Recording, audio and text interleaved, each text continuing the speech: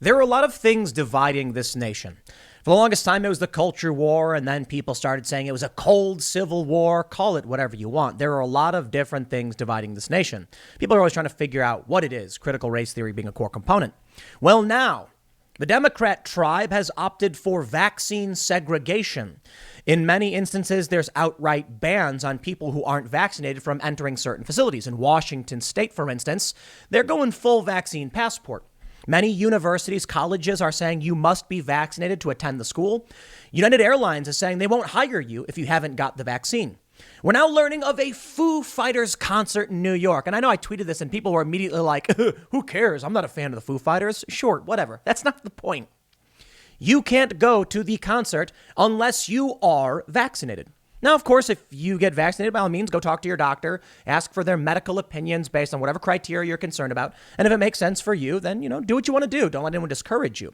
The problem is some people can't get vaccines. No joke. There was this big story about a band called Teenage Bottle Rocket charging $1,000 per ticket for their show, as if anybody would pay that. But if you can prove you were vaccinated, it was only $18. It was a massive discount. The problem? One of their biggest fans announced that they went to the doctor and the doctor said for a certain medical reason, they could not provide them with the vaccine. That's just a sad reality. Some people have allergic reactions. Some people, because they already had COVID, no joke, this is one of the big reasons. If you've already had COVID, a doctor might say you can't get the vaccine. So sorry. So then what? You can't go to college? You can't work for an airline? Vaccine segregation, I understand the reason why the Democrats want to do it, but it is the Democrats advocating for these things. And it's a political conundrum. I understand. I understand the argument for vaccination. We don't like COVID. We don't want people getting sick. And so, again, these things have been made readily available by the government. They're really easy to get. And so the left is then saying you have no excuse. But there is a real reason. Some people go to the doctor and they're told no. But take a look at the political ramifications of this, because even reaching outside of any of this, there are people who just won't go and get it. I don't know what you do, or, if they don't want to. I mean, it's America. They have a choice, I suppose. And once again, the Democrats and the left argue, well, then you choose not to go to these events. Why should everybody else, be worried? Well, I mean, they're vaccinated, though. Why are they worried about you who's not vaccinated? It's a difficult argument, but ultimately it boils down to this. What we're seeing, according to NPR, is that states that vote for Donald Trump are substantially less likely to be vaccinated than states who voted for Joe Biden. This is a problem. What happens when someone from Texas wants to go visit New York? Well, if they're not vaccinated because this state is less likely to be vaccinated, they won't be able to. The hyperpolarization of this country is expanding well beyond just culture war issues, and it's expanding into medical issues. Now, for political reasons, a lot of people say they don't want to get vaccinated or whatever. I think it's silly. Just, again, get a medical opinion from your doctor, get a second or third opinion, and do what you feel is right for you. Be responsible for your health. But there is going to be an overarching political ramification to this, because it's just an issue of percentages. If people in Texas are less likely to be vaccinated than people in Washington, and Washington has vaccine passports, then people in Texas won't be able to get services in a place like Washington. That's going to have a profound impact on the already hyperpolarized country we're in. And you're going to start seeing people in Washington not going to Texas and people in Texas not going to Washington because they can't. Now, people in Washington might just say outright, I don't want to go there. People aren't getting vaccinated. And people in Texas are going to say, I would like to, but I literally can't because of vaccine passports. New York has announced they're expanding their vaccine passport program. And we've already heard from national leaders, politicians, they want businesses to enforce this. Well, in Texas, in Florida, and other states, they're banning the practice. So you see what this divide is.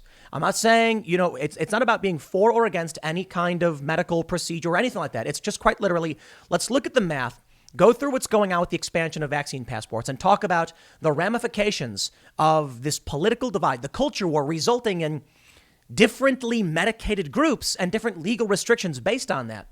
I think it's going to result in a divided nation becoming so divided, there will literally be a legal barrier towards interaction.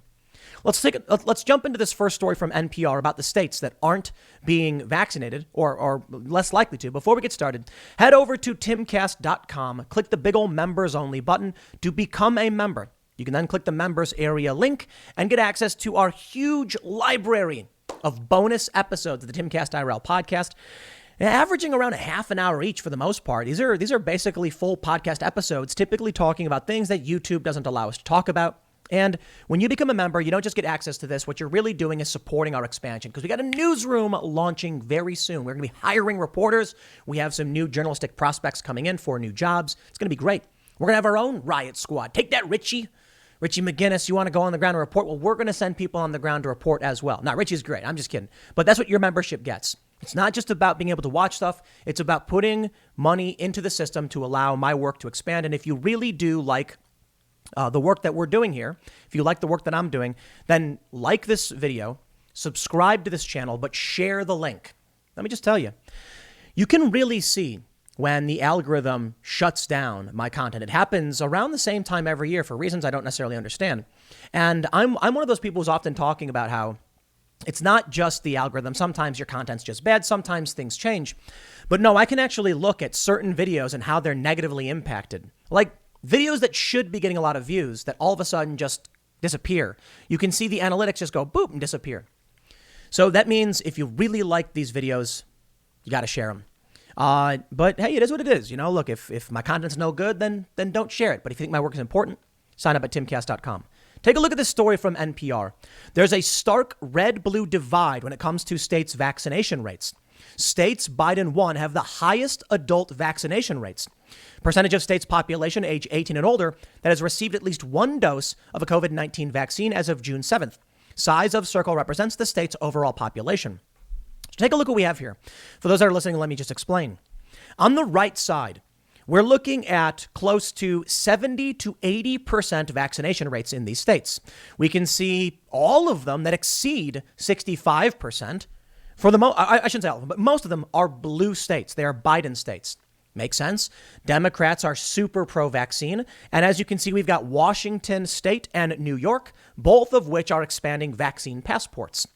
Then you look to the lower rates of vaccination, and you can see mostly all the red states. And we have over here, Mississippi, the least amount of people vaccinated, 44.2. Now, some of these states are East Coast. I mean, North Carolina, Trump won. It's an East Coast state. Doesn't really explain. I think it's political. I think it really is that a lot of people who are Democrat are saying one thing. A lot of people who are Republican are saying the other. It tracks almost perfectly. Now, there are a few states that aren't tracking along. So it's not absolute. We have Georgia, Nevada, Arizona, and Wisconsin. These are states that are contested or were contested by Trump.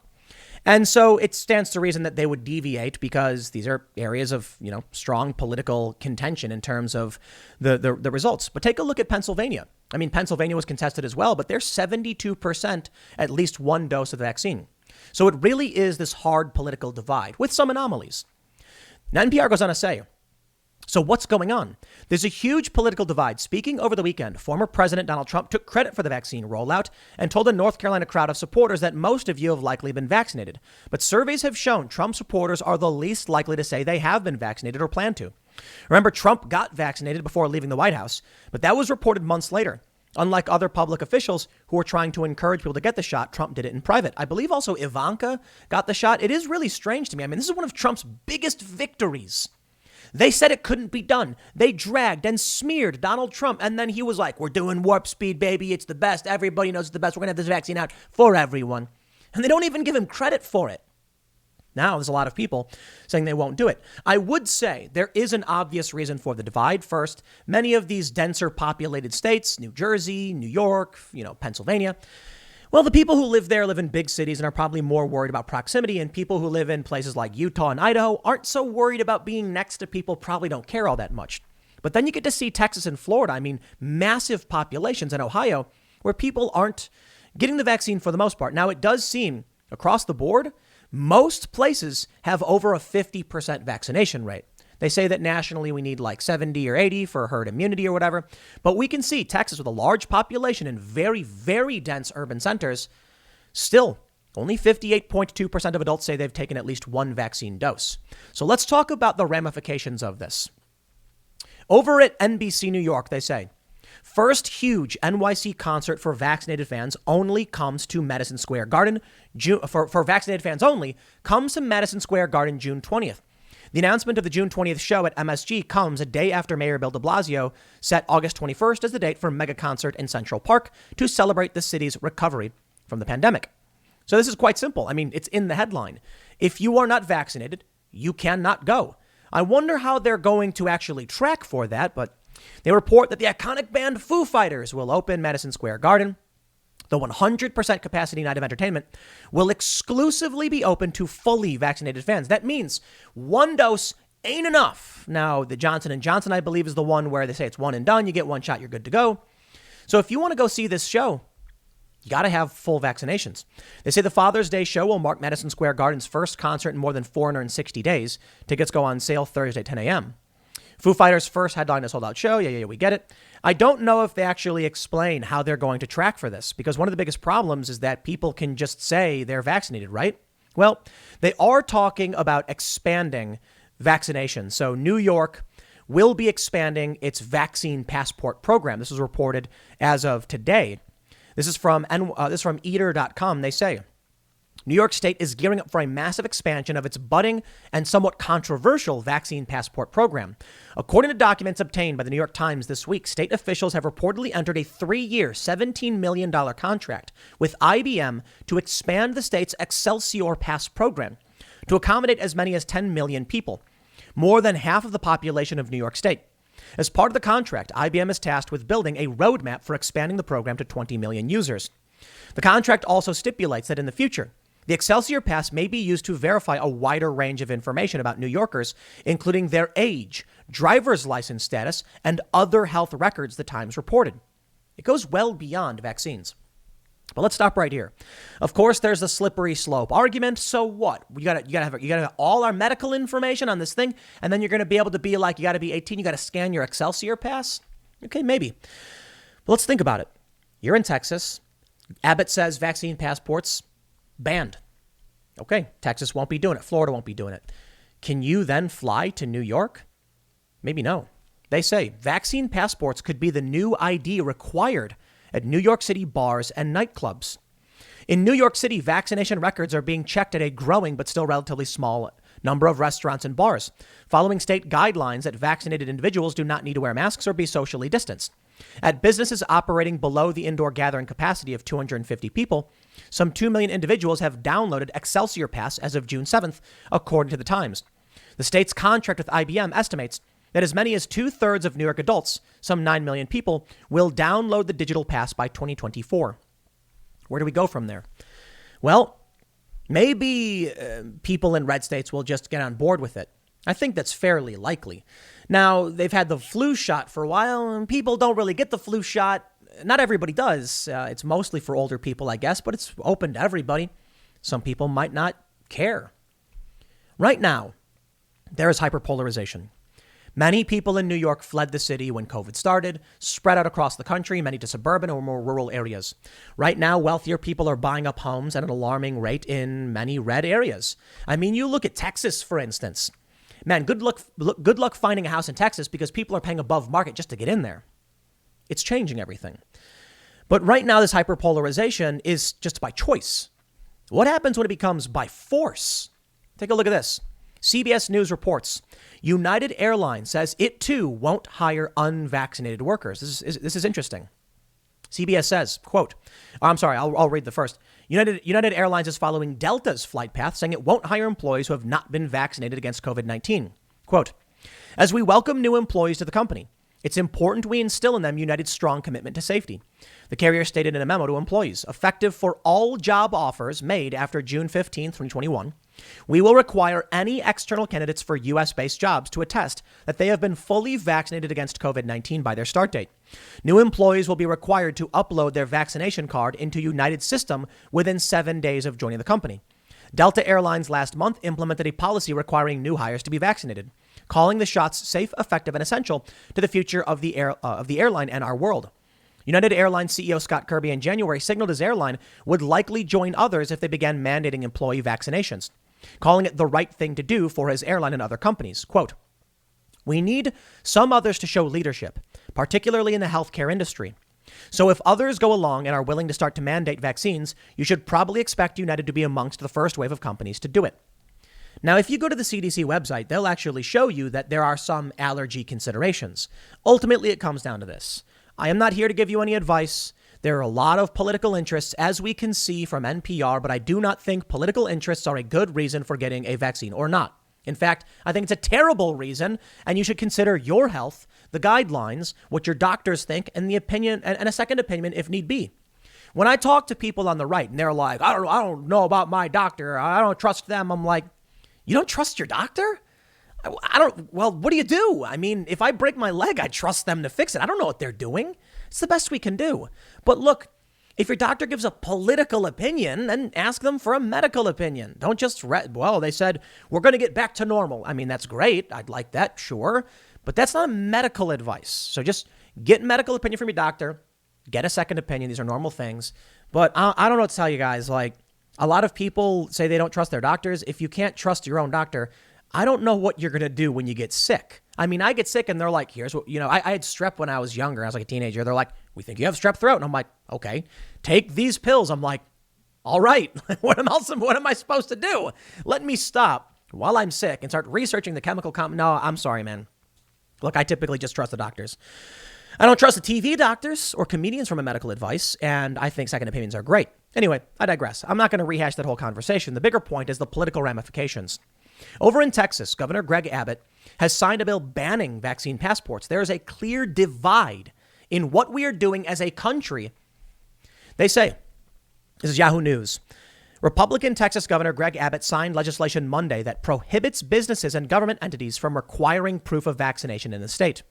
Texas is open 100%, and we want to make sure that you have the freedom to go where you want without limits.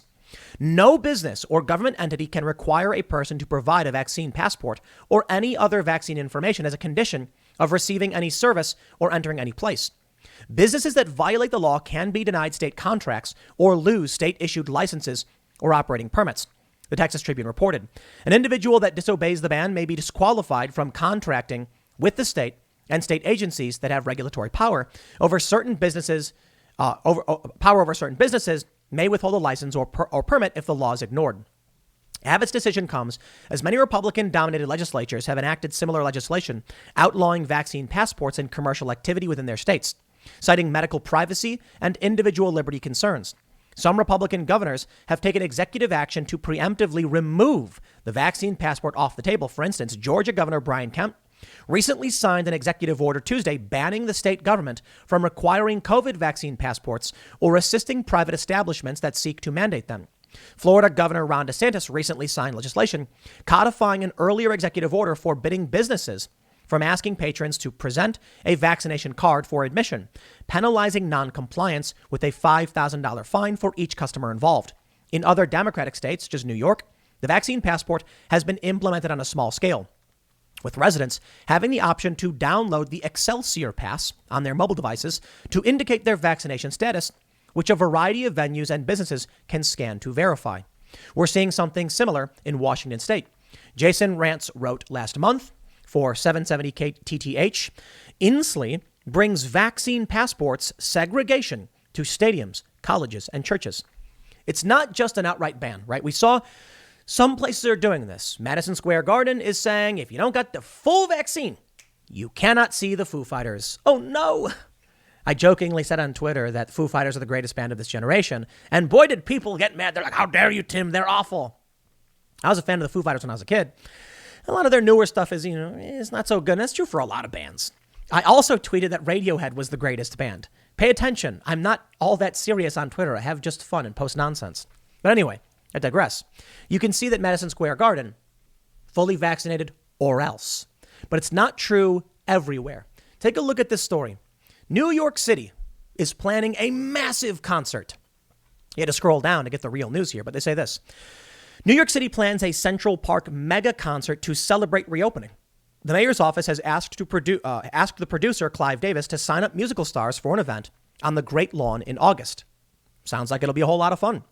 That's about it. I mean, that's the story. But when you dig down deeper, you can see what's really going on. They say this. While the state has promoted its vaccine passport, Excelsior Pass, as a way for restaurants, theater operators, and others to confirm patrons' vaccination status, the system is still new and has not been widely adopted by either the public or many businesses. According to the state, about 1.1 million passes had been downloaded as of last week, representing only a fraction of the 9.1 million New Yorkers who have been vaccinated. The mayor's office said there would be vaccinated and unvaccinated sections at the concert, and that about 70% of tickets would go to people who are vaccinated. The city has been working hard to vaccinate residents who are reluctant to get the shot. A successful event could be a political triumph for Mr. De Blasio, a Democrat in his last year in office who has repeatedly clashed with Cuomo. De Blasio's popularity sank after his failed presidential run in 2019, and many parents were frustrated over the chaotic reopening of schools during the pandemic. Now, not an outright ban, but it is pressure. This is going to be a supply and demand issue. If many people in New York start demanding it, and they probably will because they're Democrats, they lean left, they'll say, why aren't you, here's what you'll see. Some Karen type hoity-toity person will walk in and see there's no signs, and they'll go, excuse me, do you check for vaccinated status? And they'll say, we don't, I'm not going to eat here. I don't want to get sick. And they'll leave. The business might then say, okay, fine. It depends on supply and demand. If the demand from most people is leave me alone, the businesses will comply. They don't want to lose money. If the demand is, I don't want to get sick, everybody should be vaccinated, the business will just say, okay, then we'll do that. It depends on where the money goes. Now, the government can actually mandate this, not forcing businesses to do it, but they can do it in a rather roundabout way. They can put on major events where they require it. It's not a supply and demand issue, and the government just mandates it. They don't need to make money off this. They tax people. So if they don't make money, they don't care. They can just do this, and that's what they say. It could be a successful event. But do you want to be the 30% of people who goes in the unvaccinated section? Well, I got to be honest. I actually think this is a problem. The unvaccinated section at these major league stadiums are socially distanced. So I actually see people saying like, wait, you mean if I buy the ticket for the unvax section, I don't got to sit next to people? That's awesome. You ever go to a baseball game and it's just packed and you're sitting next to people you don't know and you got that cup and the cup's got the bowl on top full of your chicken nuggets and you're trying to drink and you can't get your elbows out? Well, tell people that if you're not vaccinated, you just get to have an open space. They'll probably say, okay. In reality, though, these stadiums are forcing you to buy like 6 tickets because they're not going to let the tickets go unsold. Rich people are probably going to be like, sounds good to me. You mean I get to buy all the tickets? Some of them probably do that anyway. Then we see that Teenage Bottle Rocket story, $1,000 to go see this punk rock band. Rich people are going to be like, and I'll just go do it anyway. It's not a big deal for me, is it? The rich people are getting a free pass on this one. But I think the bigger ramifications ultimately are going to be, as we're in a hyper-polarized nation, more and more people, more and more states making these hard policy requirements just means we're going to be absolutely segregated. It creates a very dangerous opportunity for serious conflict and an escalation of the Cold Civil War. We see it at universities. Marquette University is going to require COVID-19 vaccine, while UW-Madison weighs on the mandate. We see this. Virginia Tech to require COVID-19 vaccines for students. So it absolutely is expanding. Will it become prominent the next 5 years? We'll see. We really don't know. But here's what I think is going to happen. Here's what worries me.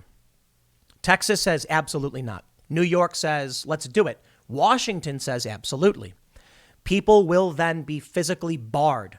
Not like literally, but it's going to create tensions. It's going to make it so that people in Texas are less likely to visit these other states. It means we will be, as a nation, more and more divided, and then you will get hard dividing lines.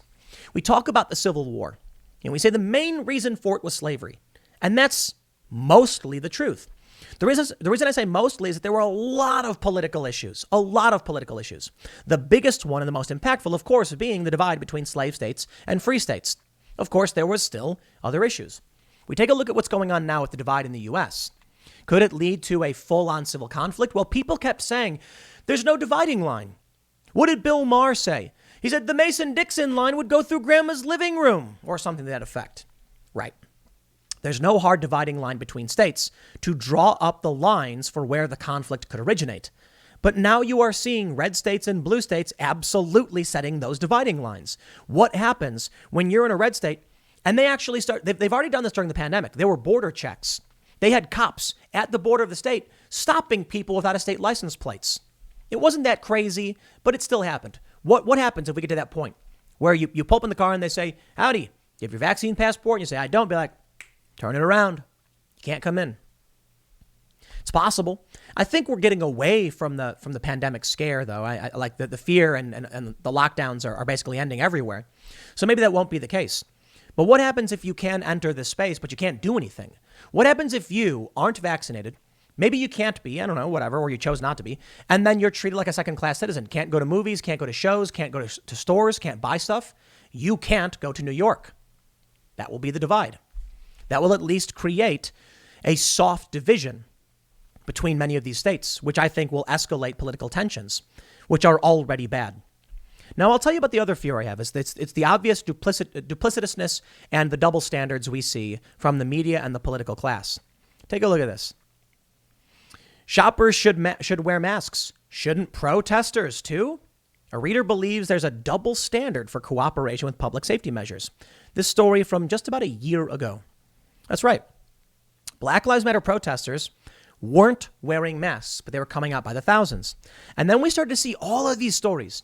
Why? This is from healthline.com. Why didn't the Black Lives Matter protests, why the Black Lives Matter protests didn't contribute to the COVID-19 surge? I'm not a fan of this. They tell you that you can't go to church. You Google search BLM no mask protest, and all the stories say that BLM did not contribute to COVID-19 risks, it didn't cause a spike, and maybe that's the case. But I don't trust it. When you saw right-wing groups going out protest, they said, "Oh, they're going to spread. I can't. This is ridiculous. You shouldn't be out right now." And then, what did the left do? They put on nursing outfits. Some of these people, they weren't really nurses, and then blocked cars and took photo ops. They staged these large Black Lives Matter protests, and the doctors and nurses were clapping and cheering for it. It's simple. The divide politically is insane. You see the nurses blocking the car of the right-wing protester, and they're like looking mad, and it goes viral on the left. You then see doctors cheering for thousands of people marching through the street. Something didn't make sense. Come back to me with all the data you want at the end of the year and say, see, Black Lives Matter didn't contribute to this. It doesn't explain the political hypocrisy. What does? Harsh tribalism, political segregation, and it's getting worse. People are fleeing to Texas. Freedom. People are fleeing to Florida. Hey, you guys know Luke Rudkowski. He was on the Tim Cast IRL podcast for a couple months, and then he left to Florida. He's like, I'm out. I'm going to Florida, baby. He might come back. But a lot of people decided they wanted to live freely. They wanted to get back to normal, and there was a political path to do so. Many other states said these states are insane. New York, California, Illinois, Washington, they've gone the other direction.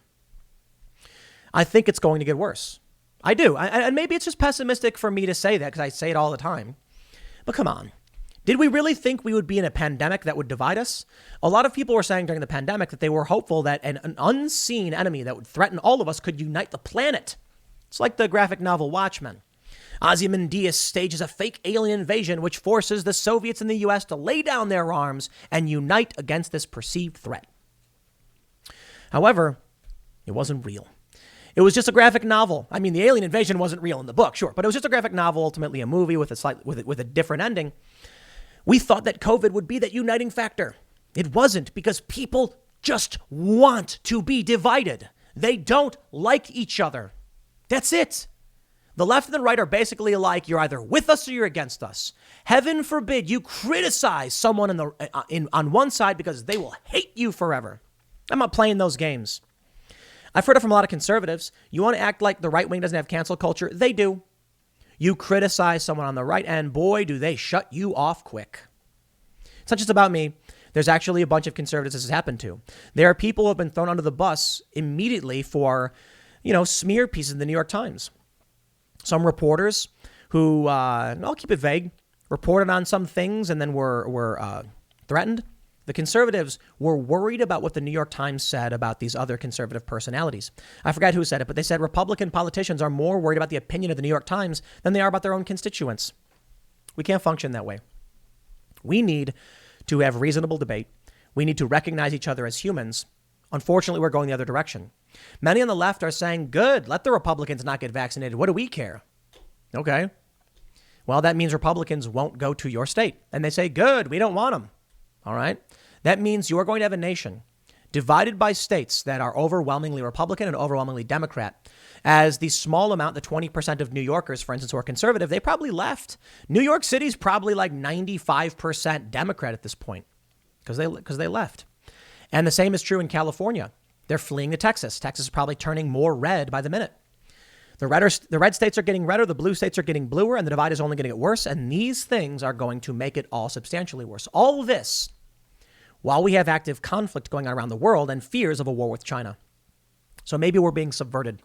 Maybe it's a divide and conquer strategy. It's not just the vaccine, it's critical race theory, wokeness, whatever, leftist economic policy, gun rights. We're being split in twain at a time when it's the most dangerous. We need to be united. We need to be united against a potential war. Maybe this just ends the war before it even starts. I'll leave it there. Next segment's coming up at youtube.com/TimCastIRL tonight, live, 8 p.m. I think our internet is fixed. It was struck by lightning. So we're able to upload, but like consistent internet like cuts in and out. I think we may have fixed it. So check it out tonight at 8 p.m. youtube.com/TimCastIRL. We'll see you all then.